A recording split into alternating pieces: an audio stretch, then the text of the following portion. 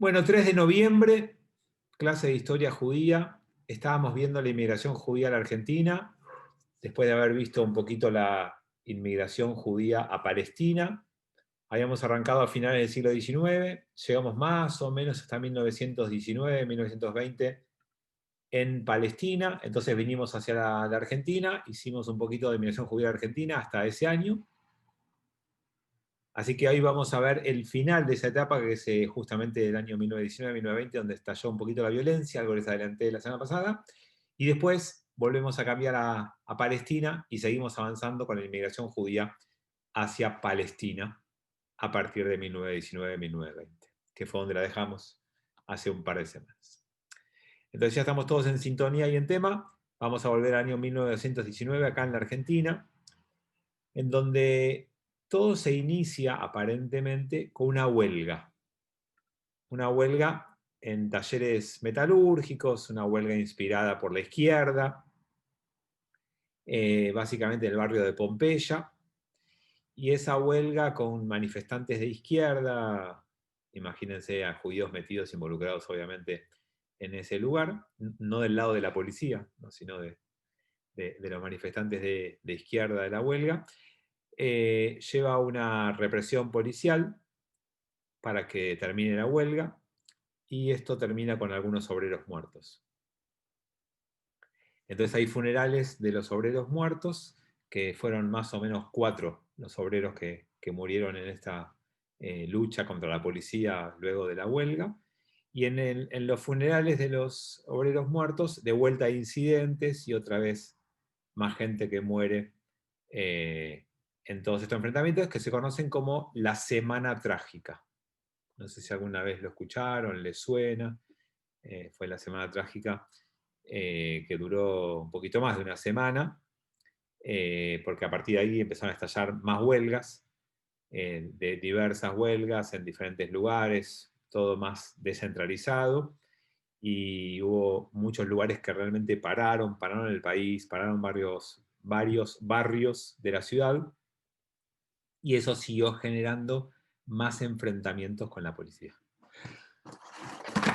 Esperen que tengo un poquito de alergia. Casi estornudo, pero no estornudé. Estoy listo si llego a hacer falta.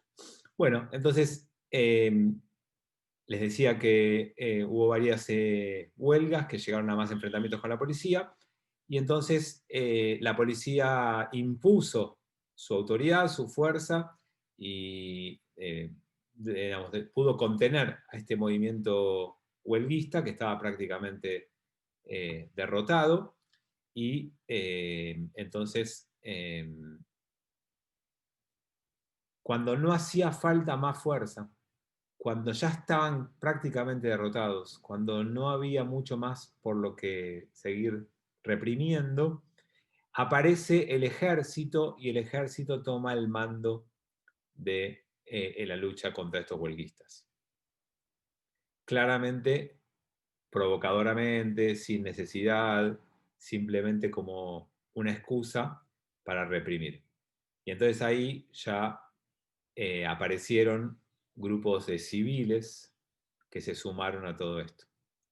Uno de los grupos más conocido es la Liga Patriótica, que me imagino también les debe sonar, eh, esta derecha argentina que tiene mucha raigambre y mucha historia en nuestro país.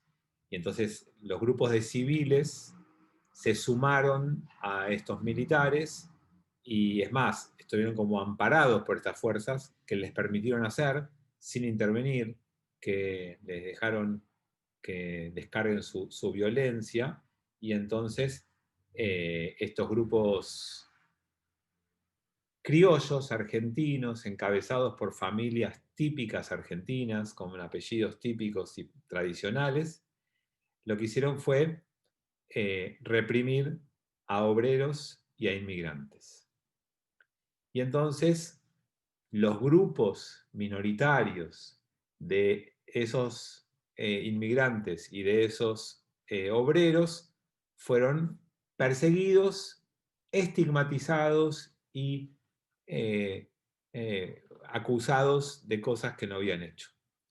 Entonces, claramente Allí hubo grupos como catalanes o como judíos que fueron abiertamente perseguidos, más allá de lo que necesitaba esa huelga o esa situación en particular. Fue la excusa que les permitió en todo esto. Entonces, la persecución a los judíos llegó hasta el barrio donde yo les conté la semana pasada que se habían establecido los judíos viviendo y sus negocios, llegó hasta el 11 y ahí no solamente atacaron a judíos, sino que además a sus propiedades, especialmente saqueando a sus negocios, saqueando a las casas de los judíos y muchos de ellos atacados en la calle.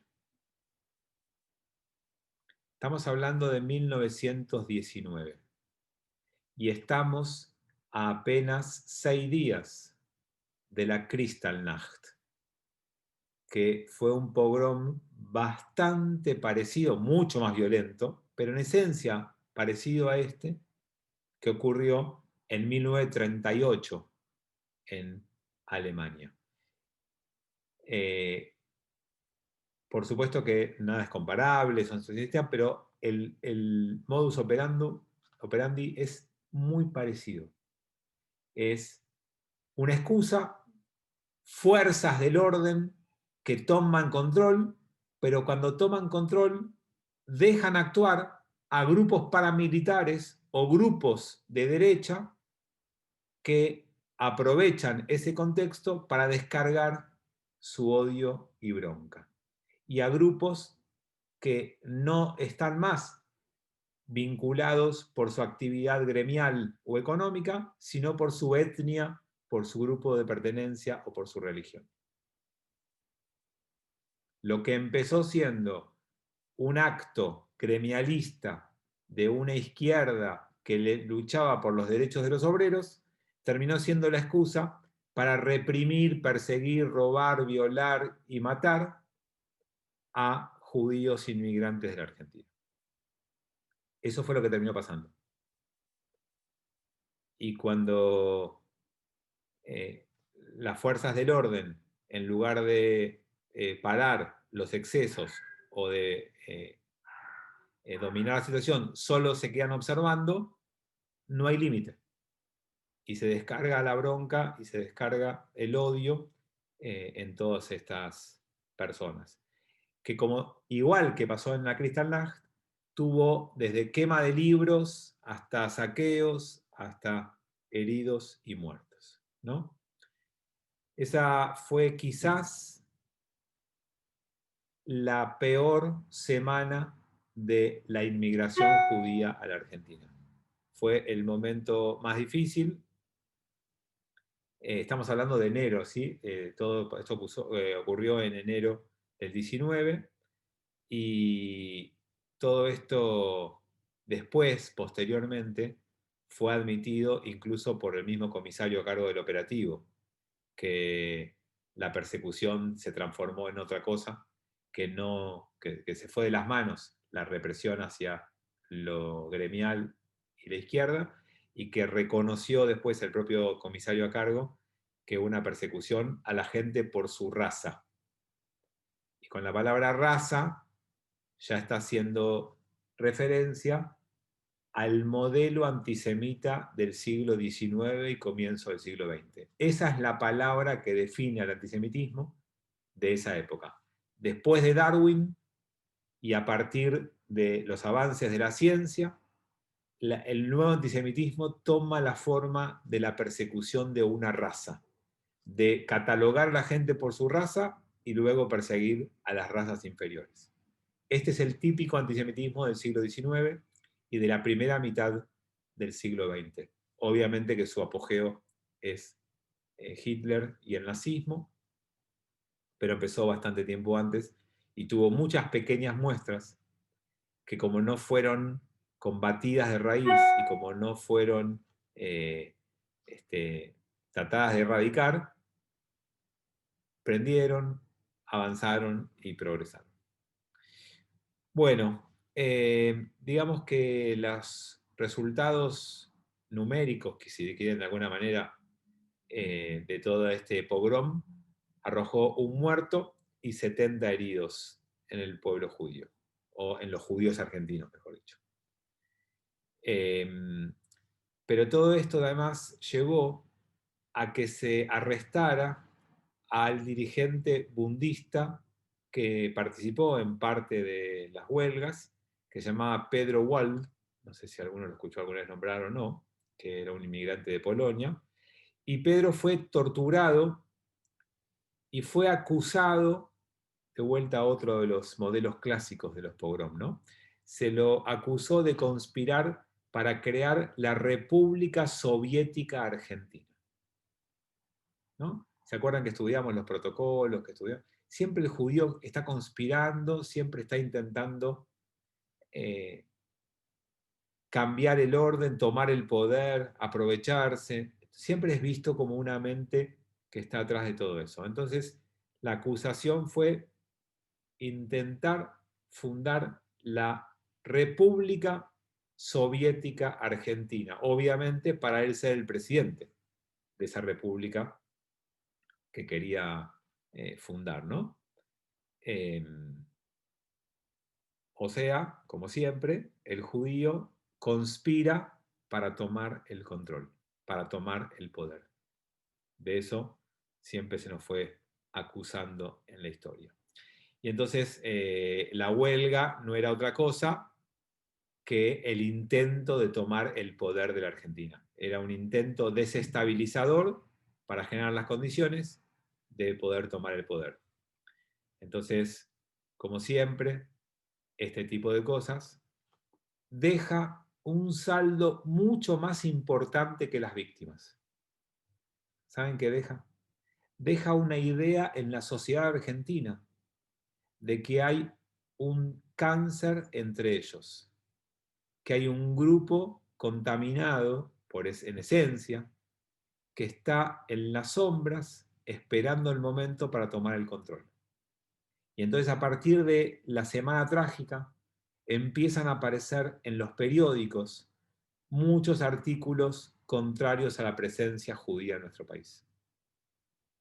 Un país que necesitaba inmigrantes europeos desesperadamente, que había hecho leyes y políticas activas para atraerlos, y que solamente iba a poder poblarse y desarrollarse con gente que llegara dispuesta a trabajar, por supuesto que fue ganada por lo irracional del antisemitismo, del odio, y fue puesto como tema en los periódicos y en la opinión pública este racismo, este antisemitismo y esta persecución a los judíos. Aparecen los judíos públicos que deben defender a este pueblo judío que quiere ser argentino, que llegó a la Argentina para ser argentino, y una de las figuras es uno de los rabinos que nombramos la otra vez, el rabino de Sira, de la Congregación Israelita de la República Argentina, de lo que era el Templo de Libertad. Este rabino principal tuvo que poner la cara, tuvo que colaborar con la policía, tuvo que comprometerse a que iba a desarraigar los elementos violentos de la colectividad judía, que él se iba a ocupar de que los judíos no conspiren, tuvo que solicitar protección a la comunidad judía, a la policía para la comunidad judía, perdón, al revés, solicitó policía para custodiar a la comunidad judía, para garantizar el orden y demás. Entonces, como conclusión, los judíos se escaparon de la Rusia zarista, llegaron a la Argentina, y si tenemos que comparar, esto era infinitamente mejor que la Rusia zarista. Es verdad que era un pogrom, que la pasaron mal, que hubo antisemitismo, que hubo artículos en la prensa, pero por lo menos pudieron después gestionar ante las autoridades algún tipo de protección, algún tipo de pedido de explicación y algún tipo de cambio en la actitud hacia ellos. En la Rusia zarista esto hubiera sido imposible. Hubiera estado el pogrom, la violencia, multiplicado por 10, o por 20, o por 50, pero después no hubiera habido con quién hablar ni cómo entablar. Entonces yo quiero decirles, como tal vez de lo más importante de conclusión de esto, es que la Argentina no es un país antisemita, pero la Argentina tiene algunos elementos en su población antisemitas. O quizás un nacionalismo que intenta mantener una pureza criolla, europea, de lo que ellos consideraban como europea ideal, y que en el fondo detesta, odia a lo distinto, entre ellos al judío. Pero no impide que el judío viva acá. Pero lo mira, lo observa y lo persigue de una manera distinta. ¿Y dónde están estos rasgos antisemitas de la sociedad argentina? ¿Saben cuántos culpables hubo de la Semana Trágica? ¿Cuánta gente terminó condenada, aunque sea a una semana de cárcel, o aunque sea un día, o aunque sea a pagar las vidrieras rotas, o aunque sea a devolver lo robado, o aunque sea a pedir perdón públicamente, o aunque sea a, como se hace hoy, a una probation? Cero. Nadie fue declarado culpable. No hay ni un solo argentino que debió pagar de alguna manera lo que pasó. Eso muestra antisemitismo. No que hayan hecho el acto. Es más grave que después no haya instituciones argentinas encargadas de castigar los excesos. Es como la AMIA, es como la embajada. En cualquier lugar del mundo pueden poner una bomba. En cualquier lugar del mundo puede haber un ataque antisemita, de hecho lo hubo ayer en Viena, que tampoco queda claro que es antisemita, fue un ataque terrorista, digamos. Pero al poco tiempo aparecen los culpables. Hay gente que después debe rendir cuentas. Hay instituciones que después funcionan. La Semana Trágica de Buenos Aires, hace exactamente 101 años, sentó las bases de lo que iba a pasar en Argentina. No va a ser un país fuertemente antisemita, pero cada tanto hay una válvula de escape, se deja hacer y después no hay culpables. Si tuviera que definir en pocas palabras la situación en la Argentina, diría que es esa. El judío puede vivir en Argentina, tiene libertad de culto, tiene libertad de movimiento, es aceptado, puede trabajar, puede desarrollarse, puede ser ministro de Medio Ambiente, puede progresar y que le vaya bien. Pero en el fondo va a seguir siendo siempre el judío. Y cada tanto va a haber alguna pintada, algún pequeño ataque, algún tipo de acto antisemita. Y lo que generalmente no va a haber es algún responsable o culpable de las cosas que pasan. Y quizás eso nos acompañó en los últimos 100 años. Mejor que Rusia, 100 veces. Normal como en un país y sus habitantes, no. Así que no hay que conformarse ni pensar que es el mal menor, y hay que seguir trabajando por algún día lograr otro tipo de reconocimiento. Bueno, ¿les parece volver a Palestina? ¿Están para viajar? ¿Tienen el pasaporte al día? Bueno, pónganse el barbijo, lávense la mano con alcohol en gel y viajemos. Quiero agregar un comentario. Jorge, adelante, por favor. Bueno, no, que en lo particular, en una de las visitas que hicimos, que yo hice a las colonias, pude enterarme de algo que me parece que tiene que ver con esto. Ni más ni menos que cuando llego al pueblo de donde era mi abuelo, donde nació mi mamá, me preguntan por el apellido y la persona que estaba allí llama al marido, que tendría como 95, y me pregunta por mi apellido y me cuenta una historia que, por supuesto, familiarmente nunca se habló y que coinciden la mayor parte de los datos con cosas que yo recordaba de chiquito y que de alguna manera revelaban que mi abuelo mi abuelo, que era el que tenía un predio de la Jewish, ahí en el pueblo de Villa Clara, que era el pueblo más marginal con el campo, digamos, salvaje, por así decirlo, eran permanentemente justamente castigados por los gauchos. Fueron robados muchas veces y en realidad las autoridades lo protegían a medias, más o menos. El abuelo se compró un revólver, según me contó este hombre, hasta que de varios robos al final se defendió y mató a un gaucho.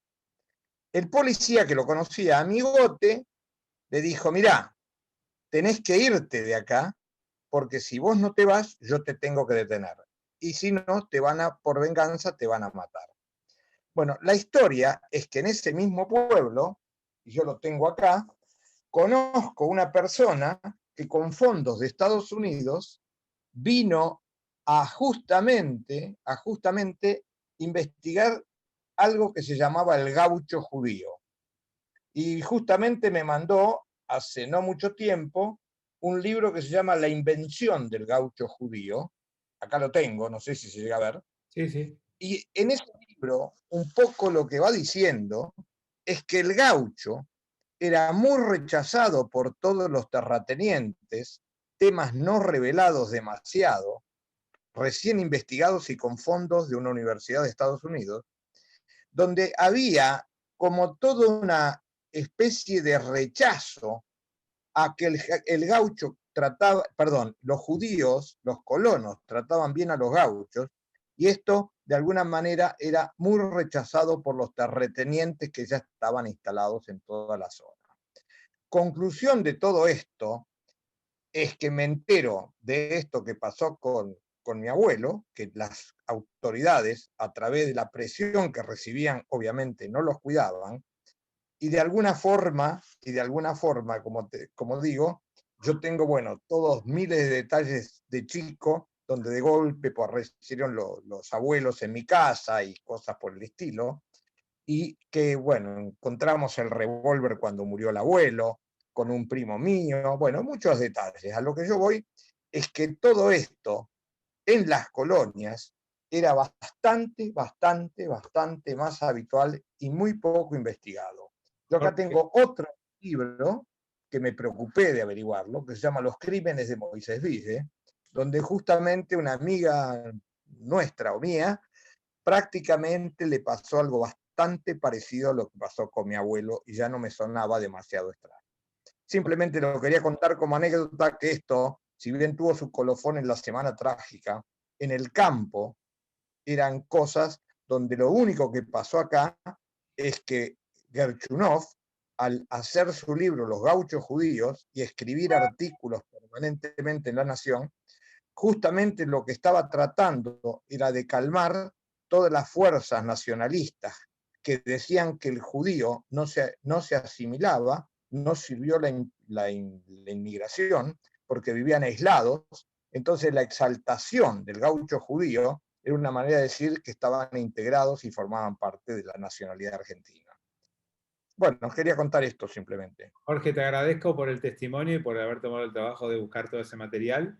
Y está bueno que traigas una nueva experiencia que va en misma línea con lo que estábamos contando, porque lo importante es eso, descubrir cuáles fueron las líneas y las tendencias. Uno va mostrando algunos ejemplos, pero en realidad la tendencia es esa.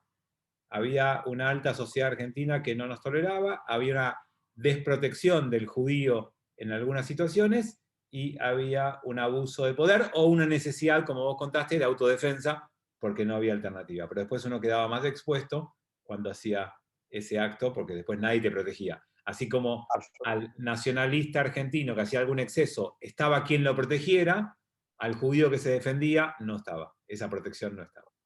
Así que Bueno, te agradezco por este testimonio que va en línea con lo que estamos viendo. Y acá agrega Tomás simplemente que dice que de esta época puede ser que haya venido el término yo argentino, como claro. desligándose de toda responsabilidad.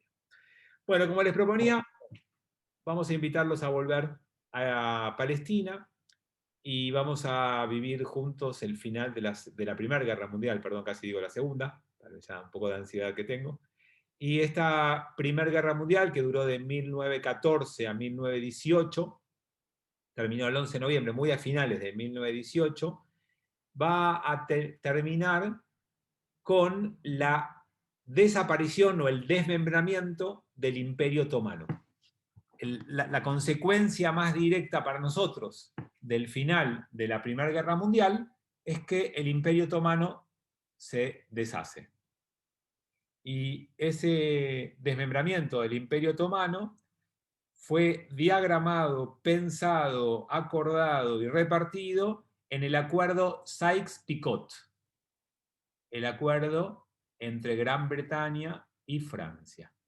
Sykes y Picot eran ambos ministros de Relaciones Exteriores de esos dos países, se reunieron ya previo al final de la guerra y jugaron al TEG, agarraron el mapa de Medio Oriente y repartieron. Y entonces cuando terminó la Primera Guerra Mundial, algunos territorios quedaron bajo dominio de Francia, como por ejemplo Siria y Líbano, y otros quedaron bajo dominio británico, como Transjordania, como Egipto y como Palestina. ¿Sí? Toda esa zona quedó bajo el mandato británico. O sea que nosotros, que veníamos de vivir bajo el Imperio Otomano y bajo ese imperio atravesamos los primeros dos procesos de Aliot, ¿se acuerdan? La primera y segunda Aliá que estudiamos juntos en las últimas semanas. De pronto, Aliá interrumpida por la Primera Guerra Mundial, de pronto nos cambia el dueño de la Tierra, el que controla el mapa. Y este cambio, obviamente, para nosotros va a ser vivido como un cambio positivo, porque teníamos en la mano, lo que les contaba hace varias semanas, igual todo el mundo lo sabe, llamada la Declaración Balfour, que era el compromiso del gobierno de Su Majestad de crear un hogar nacional judío en la tierra de Palestina. Entonces, todo indicaba que había un trabajo político para hacer, pero que estábamos en el buen camino. Entonces, vamos a hablar de, primero que nada, la Tercera Aliá. Empieza después de la Primera Guerra Mundial, cuando terminó y ya se estableció un poco el orden y la paz. En 1919 empiezan a llegar inmigrantes judíos a Palestina en la tercera ola. Y en esta tercera ola van a llegar más o menos 40.000 judíos. Ese es el número de judíos provenientes principalmente de Rusia y de otros países de Europa del Este, pero la mayoría venía de Rusia. Hay un barco que vino de Rusia, que es el que inicia esta llegada con unos 600 inmigrantes, que no es tan importante, pero es como un acto simbólico de un barco que había quedado varado en Europa por la guerra un montón de tiempo, y bueno, finalmente llega. Esta tercera Aliá trae muchos judíos de Rusia, porque en octubre del 17 había sido la Revolución Rusa. Y si bien Rusia a partir de ahí salió de la Primera Guerra Mundial, empezó una batalla interna tremenda, con enfrentamientos de todo tipo y con muchísimos muertos, y con un porcentaje por encima del promedio de muertos o asesinados judíos en esa lucha interna. Así que por eso es que muchos de los judíos que llegaron a Palestina en el 19 venían de Rusia. Casi la mitad del total venía de Rusia. Después un poquito de Polonia, un poco de Rumania, un poco de Lituania, pero el principal aportante de judíos fue Rusia. Bueno, obviamente, como todas las aliot, la mayoría jóvenes, la mayoría halutzim, pioneros, la mayoría se dedicó a construir, pero a diferencia de los primeras aliot, ¿se acuerdan que las primeras aliot eran básicamente agricultores? Venían a trabajar la tierra. Acá llegaron muchos inmigrantes que fueron los que construyeron los caminos y las carreteras y los pueblos del futuro Estado de Israel. Esta es la aliyá que aportó la mano de obra para levantar la infraestructura del país. Así como los primeros se dedicaron a la agricultura, a descontaminar, a ser fértiles y a ser viables las tierras, ellos conectaron esas tierras con caminos, con carreteras y por supuesto con casas, viviendas y pueblos enteros. Después fue una inmigración bastante importante en lo ideológico y fueron súper importantes en la construcción y desarrollo de Palestina. Es un grupo que dejó su huella en el sionismo y por supuesto que también en los asentamientos judíos. Esta es la tercera alia. Volvemos un poquito para atrás porque esta tercera aliyá la conté como toda junta desde el 19 al 23, de 1919 a 1923. Pero pasaron muchas cosas en el medio, así que vamos a ver algunas de esas cosas que fueron pasando. Lo primero que les dije es que existía la esperanza de que los británicos nos iban a dejar finalmente tener un Estado judío. Que la creación del hogar, de la patria nacional, era una promesa de la creación Balfour y que entonces esto iba a tener lugar. Entonces, el mandato británico le demoró unos años hacerse cargo realmente de la tierra de Palestina. El 19 termina, fin del 18. Termina la guerra, acuerdos de paz y demás. Acuérdense que está el famoso Versalles, ¿no? Hay como muchas instancias en el medio. Finalmente, en 1922, se hace cargo plenamente el mandato británico de la tierra de Palestina. Y entonces ya el humor y la esperanza iba aumentando y se creía que esto era un camino plagado de buenas noticias y lleno de crecimiento. Por supuesto que no fue lo que pasó. Pero el mandato lo primero que sí va a hacer es crear una agencia que se ocupe de los judíos. Esa agencia tenía que representar los intereses judíos y especialmente promover la inmigración judía. Esa es la famosa primer llamada Agencia Judía para Palestina.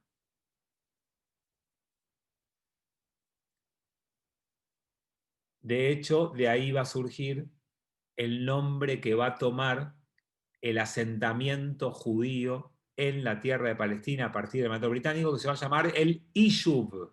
No sé si alguna vez escucharon el término, pero el grupo de judíos que gobernaba, que dirigía los destinos judíos en la tierra de Palestina a partir de la década del 20 se llama el Yishuv. Viene de la Shevet, de estar ahí sentado. Es el asentamiento. El Yishuv es el grupo de judíos asentados en la tierra de Israel. Ahora, esta organización que les conté recién es la famosa agencia judía. ¿Escucharon alguna vez hablar de la Sojnut? Esto es la Sojnut.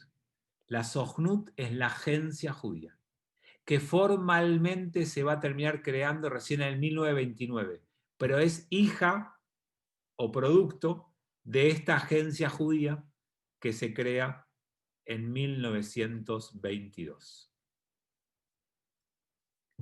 Y recién en 1929 va a tener la forma que tiene hoy de agencia judía o Sojnut, Ayehudit, como quieran llamarla. ¿A qué se dedica la Sojnut? Que es algo que a veces uno escucha todo el tiempo y no sabe a qué se dedica. La Sojnut es la organización sin fines de lucro más grande del mundo, la organización judía, ¿no? Sin fines de lucro más grande del mundo. Es la rama operativa de la Organización Sionista Mundial.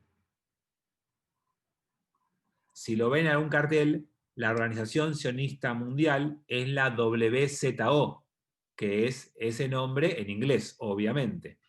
Habitualmente se dice WZO. Organización Sionista Mundial. La rama operativa de ella es la Sojnut. ¿Y cuál es la misión de la Sojnut? Asegurar, esto escúchenlo bien o escríbanlo los que quieran saber lo que es la Sojnut.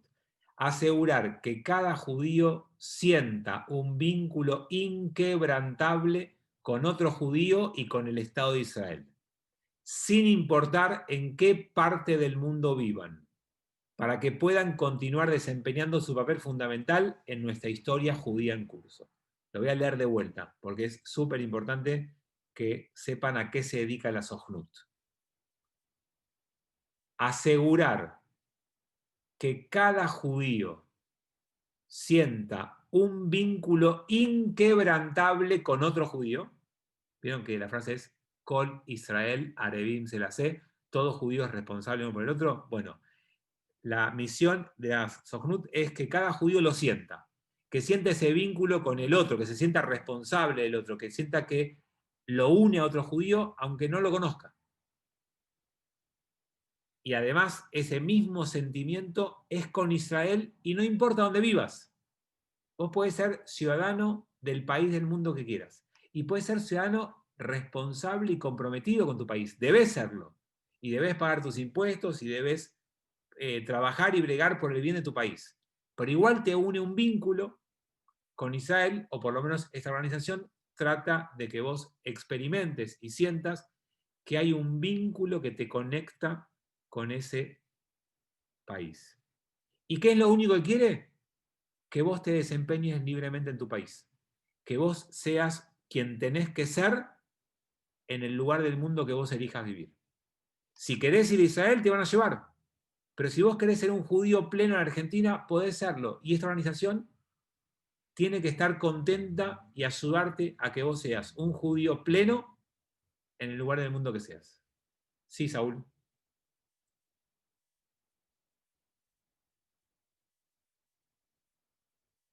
¿Me pareció que querés decir algo? Estás muteado.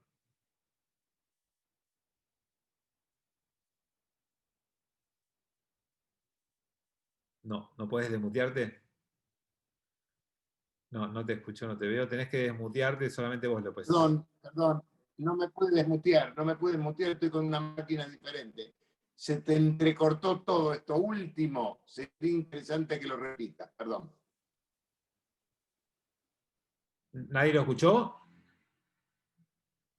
Sí, todos dicen que lo escucharon. Pero bueno, lo repito rápidamente. Simplemente la Sojnut se encarga de que cada judío sienta un vínculo inquebrantable con otro judío, se sienta responsable, tenga ese vínculo con Israel y que elija vivir en el país del mundo que quiera vivir y que pueda ejercer libremente su judaísmo. De eso se ocupa. Y para eso es una ONG con fondos del Estado de Israel para desarrollar su misión. Bueno, por supuesto que todo el mundo la conoce por la función que no les dije, pero que es la más clara, que es fomentar la alía. Esa es su tarea más conocida. Saben que nosotros tenemos para esa tarea algo que llaman shlihim, sheliach. Israel manda a los países, a la diáspora, a los países del mundo, shlihim, enviados. Un pedacito de Israel que vaya a la Argentina o a cualquier otro país del mundo, cuya función es traer a Israel la cultura, la historia, la comida, la música, la tradición, y lograr despertar en los argentinos judíos esa identificación con Israel y como ideal las ganas de hacer alía. Por ejemplo, tenemos en la historia judía grandes shlihim que consiguieron tremenda cantidad de alía. ¿Saben quién es uno de los más grandes shlihim que consiguió la mayor cantidad de alía? Chávez, por ejemplo. Chávez en Venezuela consiguió que un montón de judíos hagan alía. Acá en la Argentina, primero fue Menem, después fue Cristina. Hay algunos grandes Shlihim encubiertos, que no saben que son Shlihim, pero que fomentan la alia. No, lo dije en chiste porque una de las de las situaciones que más judíos llevó a Israel son las crisis económicas en los países donde viven los judíos. Y la otra gran condición es la crisis de antisemitismo.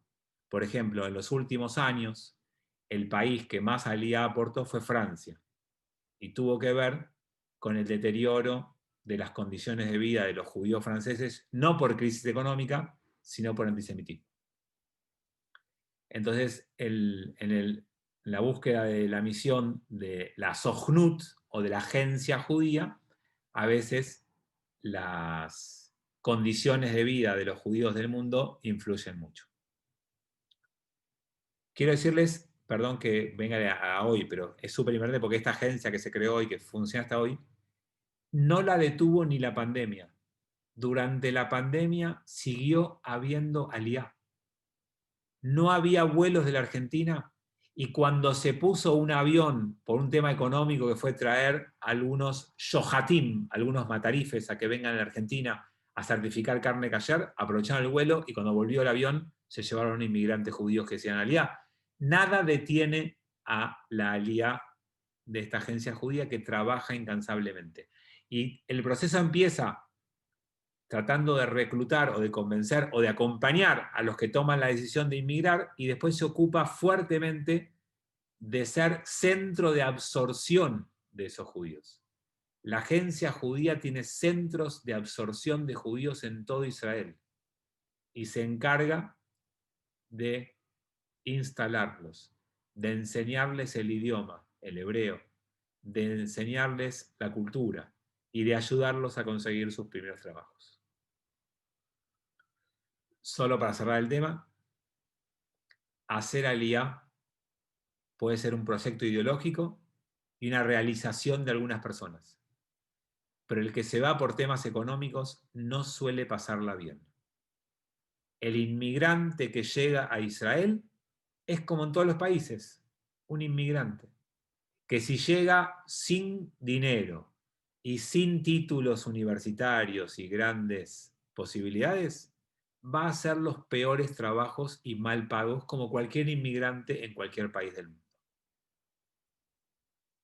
Entonces, si te vas por realización ideológica, es muy bueno. Si te vas por necesidad económica, porque te vas en una crisis y te escapás sin fondos y sin estudios, prepárate. Vas a tener que pagar el derecho de piso que paga todo inmigrante. Y para que sepan, última cosa, dicen cómo se llega y se tiene una pequeña fortuna en Israel, llegando con una gran fortuna. O sea, hacer negocios allá es muy difícil, aprender a hacerlos es muy complejo, te va a llevar mucho dinero, y solo como muestra, que puede ser simplemente una muestra de una situación que creo que sea en muchos casos, conocí a un familiar político cuando viví en Israel un año, que en Guatemala era dueño de una cadena de shoppings y en Tel Aviv tenía 2 negocios. Él cerró una cadena de shoppings en Guatemala, hizo aliyá ideológica, se estableció y fue cerrando un montón de negocios que abrió hasta que le quedaron 2. Alguien que pudo manejar una cadena de shoppings en Guatemala podía manejar 2 negocios chiquitos en Tel Aviv. Solo para graficar esto que le digo, que tener una pequeña fortuna hace falta llegar con una grande y perder poco, o perder una parte y no mucho. Bien, esto respecto a la Sojnut, que me parecía que estaba interesante plantearlo porque es una organización que sigue hasta el día de hoy. Bueno, nada, del 48 hasta acá, millones de personas hicieron aliyá. Estamos hablando de números muy, muy grandes. Bien, sigamos. Después se creía que se iba a poder organizar una agencia que iba a ser mixta, árabe-judía, que iba a tener la posibilidad de gestar juntos un gobierno mixto entre judíos y árabes, y de alguna manera intentaron convocar a dirigentes árabes y judíos, los ingleses, para crear una instancia de este tipo. como los árabes eran mayoría, los judíos se resistieron, pero no se negaron, no les atraía, pero no se negaron, pero los árabes se negaron, y como se negaron, no hubo ninguna agencia mixta. No se logró establecer un gobierno mixto árabe-judío en estos primeros años, ni nunca más tampoco después. Pero estaba por lo menos en el interés de los británicos de lograrlo en estos primeros años. O sea que el optimismo del comienzo duró poco. Y cada vez que había más dificultades, empezó a descender ese optimismo. Bueno, vamos a avanzar un poquito. Los británicos empezaron a disminuir y a casi prohibir la inmigración judía a la tierra de Palestina. Presionado por los árabes, viendo que había conflictos entre ellos, empezaron a establecer lo que llamaron cuotas y no permitían la libre llegada de judíos a Palestina, sino que pusieron límites a la aliyá.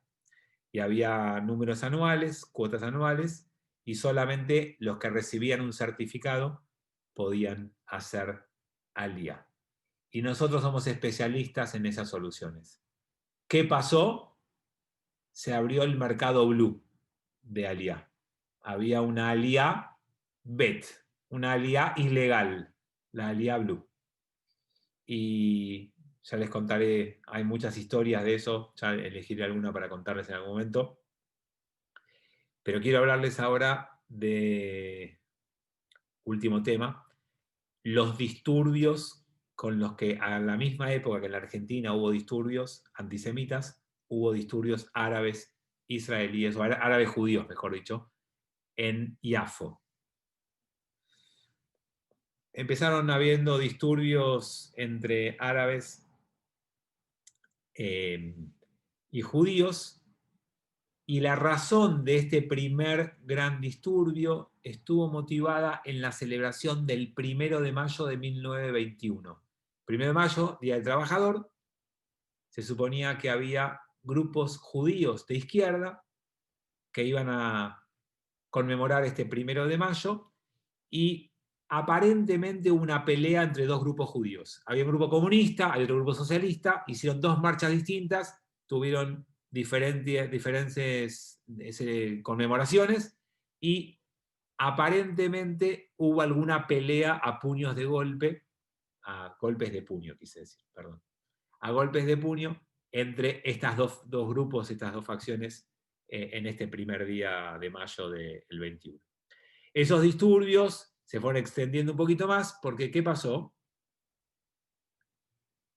Los árabes creyeron o inventaron que los judíos estaban atacando a otros árabes. Entonces, en lugar de venir a separarlos, vinieron a disparar, a atacar a judíos, y fueron expandiendo estos ataques a otros lugares. Podríamos decir que el primer gran conflicto árabe-israelí o árabe-judío en la tierra de Palestina tiene 100 años. Fue el primer acto donde hubo varios muertos, varios ataques, varios bienes perdidos, varias personas heridas. Para que tengan una idea, murieron en esos días 47 judíos y 48 árabes. Más de 100 heridos. Fue realmente un conflicto importante que fue originado por esta primer lucha que les conté, y que a partir de ahí se descontroló en muchos aspectos, que tiene un montón de cosas, de detalles que no vale la pena contarles, cómo se metieron en algún hogar, cómo persiguieron y cómo mataron. Digamos, hay un montón de historias, no, simplemente para que sepan a grandes rasgos. Esperen que tengo 2 chats y cerramos el encuentro de hoy. ¿Hubo judíos en los gobiernos del mandato británico? Sí, algunos de los altos funcionarios británicos, se los voy a contar la semana que viene, era de origen judío. Y Fer pregunta, ¿y fogoneados de líderes religiosos islámicos? Sí, de eso vamos a hablar un poquito la semana que viene, porque vamos a hablar del Mufti de Jerusalén. Así que eso lo vamos a tomar el martes que viene. Los dos temas, el de Eva y el de Fer, los vamos a hablar un poquito más el martes que viene. Así que los saludo. Les deseo que termine bien el día, que termine bien la semana, y nos vemos en Shabbat o antes, cuando quieran. Chau, chau. Gracias. Gracias. Gracias, Rab. Hasta luego. Al contrario, un placer. Gracias, chao. Gracias, Fabián. Gracias, Fabi. Gracias. Gracias. Chao.